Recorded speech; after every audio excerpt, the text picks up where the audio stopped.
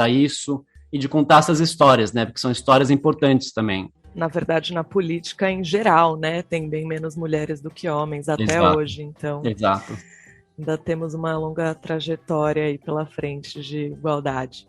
Exato. E agora eu queria saber um pouquinho sobre a sua trajetória profissional, o que te levou a estudar e trabalhar com o Oriente Médio, com o mundo árabe? Pois é, uma pergunta que sempre me fazem e eu sempre peno para responder, né? Porque foi uma dessas coisas um pouco acidentais, né? Eu a princípio, né, não tenho nenhuma origem árabe, depois eu explico isso melhor, mas não tenho nenhum laço com a comunidade, digamos, né? Mas daí em 2008 eu resolvi fazer um mochilão, né? Eu tinha, sei lá, 19 anos, já estava trabalhando na Folha, juntei um dinheirinho, fui para Israel, Palestina, Egito e Jordânia, né? E daí acho que plantou uma sementinha, voltei.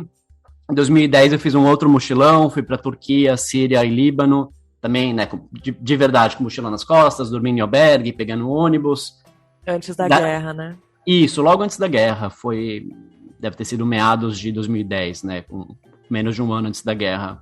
Uhum. E daí, no ano seguinte, eu comecei a estudar árabe na USP, né, com a professora Safa Jobran, no curso de letras, e acho que as coisas daí aceleraram muito rápido, né, porque daí eu percebi o quanto aquilo me interessava, eu percebi a demanda que tinha sobre isso na Folha, né, que era um jornal, a gente tinha, claro, um correspondente em Jerusalém antes de mim, né, o Marcelo Ninho, tinha o Samia Digirni, que também escrevia sobre isso, mas eu percebi que tinha um espaço para mim também, né, principalmente estudando árabe, que é uma coisa que as pessoas não fazem, né, não faziam naquela época e não fazem ainda, né.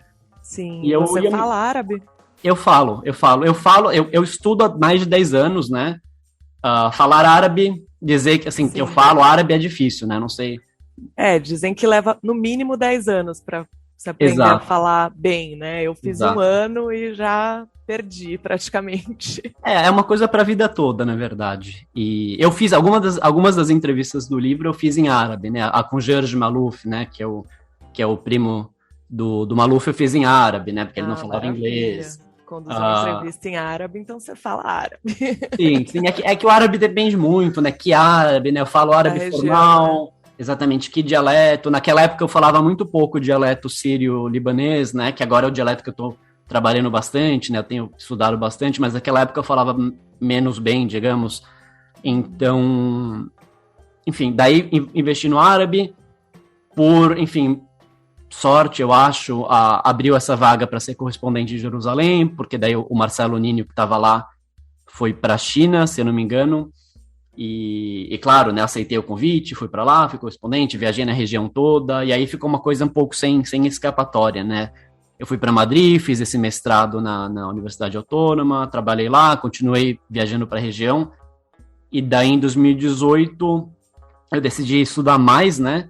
Vim para os Estados Unidos, fiz esse mestrado em Georgetown, e daí não consegui escapar de novo e fiquei para o doutorado, basicamente. Daí o doutorado é enfocado justamente nisso, né, da história dos sírios e libaneses no Brasil. Então eu vou continuar, esse é só, espero que o primeiro livro, mas é um assunto que eu vou continuar trabalhando. Então esse não é sua tese de doutorado ainda. Não.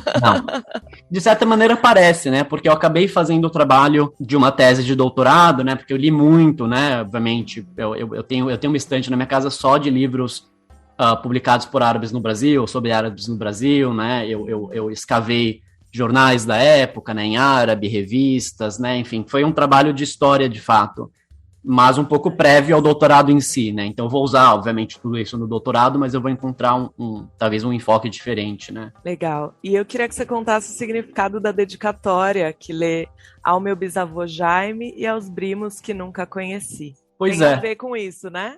Tem. Isso que eu quis dizer agora há pouco, quando eu disse que eu não tenho, em tese, eu não tenho origem árabe, né? Porque, na verdade, eu tenho esse bisavô, pai da minha avó, né? Que diz a lenda que ele era sírio. Ele sumiu, né? Ele desapareceu antes que minha avó nascesse. Então a gente não tem documentos, né? A gente não tem informações. Minha bisavó não falava muito, minha avó também não falava muito sobre isso, né? Era uma história um pouco escondida na família. Uhum. Então a gente sabe isso, né? Que em tese ele chamava Jaime Kumi, em tese ele vinha ali da região de Damasco, ele foi um caixeiro viajante, conheceu minha bisavó, tiveram uma história de amor e ele sumiu, né? Tinha essa ideia de que talvez ele tenha voltado para a Síria. E eu decidi dedicar o livro a ele, né? E eu conto um pouco essa história melhor no fim do livro, né? Tem um capítulo só sobre isso. Um pouco na esperança de que alguém conheça ele, né? De que alguém leia o livro, né? Ou ouça o podcast e fale assim, imagina o Jaime, né? Meu bisavô, não sei, alguém que possa me ajudar a encontrar essa família perdida, né? Porque eu acho que me ajudaria muito a entender também a minha própria relação com a comunidade, né? Eu acho que me daria um pouco de âncora, né? Para responder melhor aquela sua pergunta, né? Por que eu me interesso tanto sobre isso? Sim, demais. Tomara que você encontre. Você chegou aí para a Síria? Você chegou a pesquisar alguma coisa por lá? Na última vez que eu fui para a Síria, já durante a guerra, que eu acho que foi 2013, 2014, eu cheguei a perguntar assim, para pessoas com quem eu conversei lá, assim, super brevemente. As pessoas ficaram animadas para me ajudar. Vou perguntar, não sei o quê. Eu tenho amigos sírios aqui também nos Estados Unidos que também ficam super animados, mas é difícil, né? Principalmente porque ele obviamente mudou de nome, né? Ele não chamava Jaime na Síria. E eu também acho que Kumi não era o sobrenome dele, né? Eu acho que deve ser alguma corruptela, né? Da mesma maneira que meu sobrenome não é Bersito na Itália, né?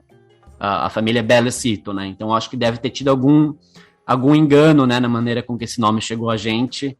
E assim, fica quase impossível, né? Eu já procurei em todos os arquivos. Poderia ser Kuri, né? Eu acho que você menciona no livro. Exatamente. Eu acho que seria o mais óbvio, né? O mais fácil, né? Vim de Huri, né? Que virou Kuri, Kumi, que indicaria, claro, que ele é cristão, né? Porque Huri é um sobrenome cristão. Acho que as coisas se encaixariam, né? E daí também, Kuri é um sobrenome bastante conhecido, né? Então isso fica mais difícil ainda na pesquisa. Sim, porque são várias famílias, né, Kuri? Sim. Mas vamos ver, alguém que tá ouvindo a gente talvez ajude. Então, gente, quem conheceu Jaime Kumi ou Kuri, fala aqui pra gente, manda mensagem pra Amba, manda mensagem pro Diogo. Exato, por favor. Vamos ler o livro. E antes de terminar, eu quero saber sobre o seu blog, Orientalíssimo. Lá você escreve sobre cultura, mas também sobre política, diplomacia no Oriente Médio. E a gente aqui da Amba é super fã e ouso dizer que somos até parceiros, né? A gente troca umas figurinhas. Exato. É um blog que eu tenho desde que eu fui correspondente da Folha em Jerusalém, né? 2013. Então ele já tem 8 anos, mais de 8 anos, né? Porque eu comecei, acho que em março. E é um blog... Ele no começo ele tinha uma abordagem mais de reportagem, né? Porque eu morava lá, obviamente, eu tinha mais acesso às coisas do dia a dia. Ele mudou gradualmente para um blog que tem bastante sugestão, né? De leitura, de curso, de eventos, né? Que às vezes eu explico alguma coisa que está acontecendo na região que não está clara, né? Agora, por exemplo, no começo do ano eu falei bastante sobre Sheikh Jarrah, né? Esse bairro em Jerusalém Oriental, onde teve todos aqueles... incidentes, né, exatamente com as forças israelenses, mas eu acho que virou um pouco uma referência para ficar um pouco a par do que está acontecendo, né, para você, né, para pessoa que gosta de Oriente Médio, de cultura árabe, né, sei lá, saber que livro está saindo, né, que curso de árabe está disponível agora, né, sei lá, que exposição tem. Eu penso um pouco nisso, né? Nas pessoas como eu, como você, né? Que tem um pouco de ligação com essa região e quer saber mais, né? Não quer saber necessariamente sobre guerra, conflito, terrorismo, né? Pobreza, né? Que são as coisas que, infelizmente, aparecem no noticiário, né? Mas que querem saber um pouco da vida real, né? Das pessoas. E como você falou, a gente troca bastante figurinha, né? Eu também acesso bastante as notícias da Amba, cito bastante. Às vezes eu pego as ideias que vocês tiveram lá, trabalho em cima delas, então eu acho que a gente tem um enfoque bastante parecido mesmo. Agora, você está concluindo seu doutorado na Universidade de Georgetown, em Washington, né? A gente está se falando, você está aí em Washington, nos Estados Unidos. Isso. Eu queria saber quando que você conclui e se você pensa em voltar para o Brasil em algum momento. Então, eu concluo daqui a um tempo. O doutorado aqui é muito longo, né? Então, acho que vão pelo menos mais 4 anos. Eu fiz né? E porque ele tem uma série de etapas, né? Um pouco diferente do doutorado no Brasil, né? Então, tem que fazer 2 anos de aula, eu tenho que dar aula 3 anos, né? Eu tenho que passar 1 ano no exterior, fazendo pesquisa de campo, e tenho que apresentar a dissertação, né? Então, assim, a maneira mais rápida de fazer isso é em 5 anos. Então, ainda eu estou entrando no segundo, tenho mais 4, espero, não muito mais do que isso. E eu tenho vontade, sim, de voltar. Eu gosto muito do Brasil, né? Não saí do Brasil... não sou essas pessoas, né, que saíram do Brasil porque não gostam do Brasil, que não querem voltar nunca, não querem ver nem pintado, né? Pelo contrário, eu sou apaixonado pelo Brasil, adoro São Paulo. Sempre que volto, passo bastante tempo lá. Passei 40 dias a última vez que eu fui. Sinto falta dos restaurantes árabes, né? Que eu tenho essa batalha aqui, eu falo para os meus amigos árabes aqui, né? Que a melhor comida libanesa do mundo está no Brasil, né? Então a gente tem essas brigas, mas é verdade. Né? Eu sinto falta do Talim, não sei, né? Do Almanara, do Folha de Uva, enfim, sempre que eu vou. Essa última vez que eu fui, eu tinha que visitar minha família, né? Por razões pessoais. Eu fiquei de quarentena num apartamento, né, em São Paulo, esperando da quarentena, fazer os exames, etc. E todos os dias eu pedia comida árabe, né? Eu fiz um tour, eu fiz uma espécie de degustação em busca da melhor esfirra, né? Então eu comia, sei lá, da Brasserie Vitória, do Arábia, não sei o quê. Eu ficava todo dia, almoço e janta, pedindo comida árabe. E também delícia. Da melhor esfirra e do melhor quibe cru, né? Que é o meu prato favorito. E isso não tem preço, e isso eu acho que não existe fora do Líbano, obviamente, isso não existe em lugar nenhum, né? Então... Sim, adoraria voltar, não sei em que condição, né? Não sei se para ser professor, não sei se para ser jornalista na redação de novo, né? Tá um pouco em aberto, né? Tô tentando não pensar tanto também, porque é muito tempo, né? E esse 1 ano você vai ficar fora, você deve ir pro Líbano, provavelmente, é isso? Isso, provavelmente a minha ideia é passar 6 meses no Líbano, 6 meses no Brasil, já que a dissertação tem um pouco a ver com, tem muito a ver, né, com os dois países. Apesar de eu estar no departamento de Oriente Médio em Georgetown, é um trabalho transnacional, na verdade, né? Envolve também o Brasil. E, se possível, eu queria passar um tempo também na França, né? Nos arquivos do mandato francês também, mas o obrigatório, eu acho que seriam 6 meses no Brasil, 6 meses no Líbano. Bom, então é isso. Brimos, Imigração Sírio-Libanesa no Brasil e seu caminho até a política. Livro de Diogo Bersito, que estará à venda a partir desta quinta-feira, dia 22 de julho. Onde que nossos ouvintes podem comprar, Diogo, o livro? Olha, no site da editora, né, da editora Fósforo, no site das grandes livrarias, na Amazon, o que for mais fácil para vocês. Excelente. E vai ter lançamento presencial? Vai ter noite de autógrafo, alguma coisa assim? Infelizmente não, né, por causa da pandemia. A gente deve ter um evento virtual, a gente ainda está decidindo os detalhes.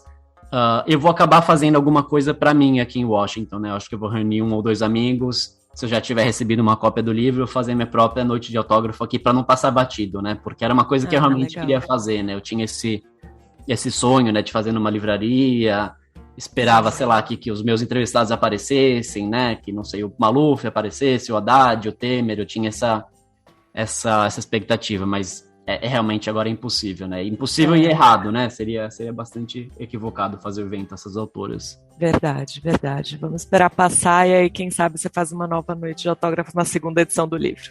Pois é, tomara. Inshallah. Inshallah. Perfeito. Muito obrigada pela sua participação, Diogo. Sempre bem-vindo aqui no AmbaCast. Quer falar mais alguma coisa? Ficou faltando alguma coisa? Não, só queria te agradecer muitíssimo, Bruna, como fã de vocês, e, enfim, é um prazer estar aqui. Eu espero realmente que as pessoas gostem do livro, comprem, recomendem, e pensando no 2º livro, né, na minha dissertação, se alguém que está ouvindo também tiver uma boa história, né, tiver documentos em casa, né, livros antigos que quiser dividir comigo, agradeço muito, né, porque essa pesquisa ela envolve esse trabalho de arqueologia também, né, porque como a gente não tem um arquivo ainda, né, da migração sírio-libanesa, como eles não passaram pela hospedaria dos migrantes, né? Tem muita coisa que passou perdida, que é uma coisa que eu explico no livro, né? Então, quem tiver...